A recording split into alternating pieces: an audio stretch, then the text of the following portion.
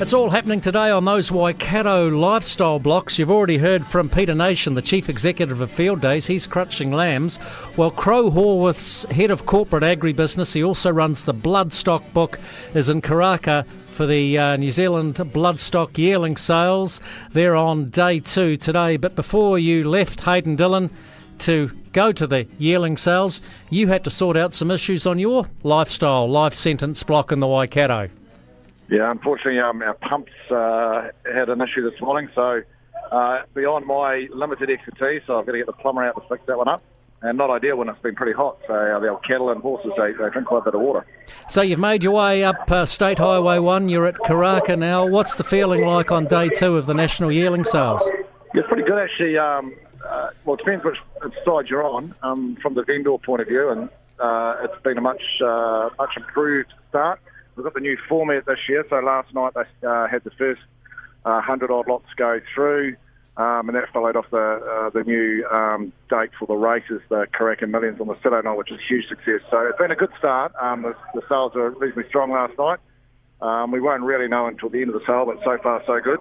Spoken to a few of the buyers, and anything good they want to get on, they have to pay big money for. So I think the idea is that if we can keep the Australians here who set the tone, then that sort of pushes its way down into the Book 2 and Book 3 later on. So far, so good. Hey, well, Rowena, one of our offsiders here on the country, told me that one filly and one colt went for around $500,000 yesterday. Average sale price $150,000. It's not for the faint-hearted. No, but it's you can still make money. Jamie, there's a Prazier as a first season sire. He went through last night for $75,000, but his service fee was $7, so that's at 10 times on the service fee. So you don't have to be involved at the top end of the $500,000. If you're selling, you can still make good money. And if you're buying, there's still horses in there at 35 and 50. And when we get down into the Book 2 later on, there's still plenty of good buying for everyone's budget and all sorts of levels. It just really comes down to how astute you are. Is the racing industry on a bit of a high at the moment? Because I know old Winnie's talking about building a synthetic track for them. Yeah, it was really, well, it's the first time I've probably had a Minister of Racing who's really committed to the industry, and it was great to have Winston out here. He wasn't able to give too much away, to be fair. He's probably still trying to get the sign off. But no, the domestic racing is what holds back probably the bottom end of the book for us. We do need a much stronger leadership there. So having Winston announce some changes, some better tracks, looking at stakes, they're really important components for what is our employs 30-odd thousand people, about $1.2 billion worth of GDP. So it's not a small industry, and it's great to have Winston stepping up and showing some leadership.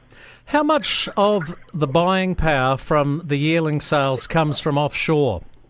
At this sale, pretty much most of it is, and it's really important we get those Australian buyers here, hence the change of the format. And it's not just Australia, you've got your Asian, your Hong Kong, Singapore and so forth. Having them come over, Australian racing is incredibly strong, so having them come over, our horses dominate over there. 25% of the Group 1s last 5 years, or 25% of the last Group 1s have been won by New Zealand horses, only got 5% of the crop. But it's getting the Australians over here and buying here, which sets the tone for the market, and then trying to get some depth into the market, into the Book 2 and so forth. So hence the change in format. Hey Hayden, for first timers who want to have a crack or an interest in the thoroughbred racing industry, how do they go about it? Do you do a Tony Veach and take potluck and buy into a syndicate and get rich? Yeah, well, I think that's the thing. There's lots of pathways. So if you know nothing, you can. You just rely on the number of syndicators there, some more popular than others. But basically, you take they'll buy a heap of horses, you decide which one you like, and you might take a 10% share, and then you pretty much buy that share, and then you've got an outlay every month to pay for that. So it might be a couple $100 or $300 a month for the 10% share, and whatever percentage it costs you to buy. Or there's lots of horse trainers that come up here and buy and are looking to syndicate out horses. So there's multiple pathways to get in here. I wouldn't suggest you just come out and buy a horse and then go, well, now what do I do?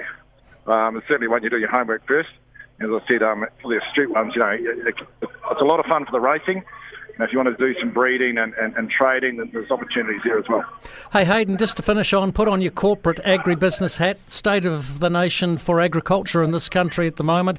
I know on the North Island you've received some good rain, very, very dry as you head further south. How's New Zealand agriculture looking? Give me a mark out of 1 to 10. I'm going to go, well, I think we're still an 8. We're probably okay with $1. You're exactly right. We're obviously involved in some farms down south and desperately need some rain, but we had a good spring, I suppose, which is a saving grace here.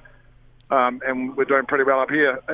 I think there's still a little bit of uncertainty around OIO and what happens to land prices. Still heavily geared farms out there and potentially looking to exit, or can they sustain a further downtrend? So we're in a nice spot. I'd say I'm going to go 8 out of 10 at the moment, but we've got some stuff on the horizon. In the Waikato, we've seen a number of farms go up on the market just before Christmas, and it seems to be a lot of sort of older farmers exiting the industry. Just the environmental issues that they've got to now manage, the health and safety, trying to find staff. They're all becoming a little bit overbearing. I think that's probably more of a challenge at the moment than just the seasonal conditions that we face. Okay, Hayden Dillon from Crow Horworth. Enjoy the rest of your day at Karaka. Thank you, Jamie.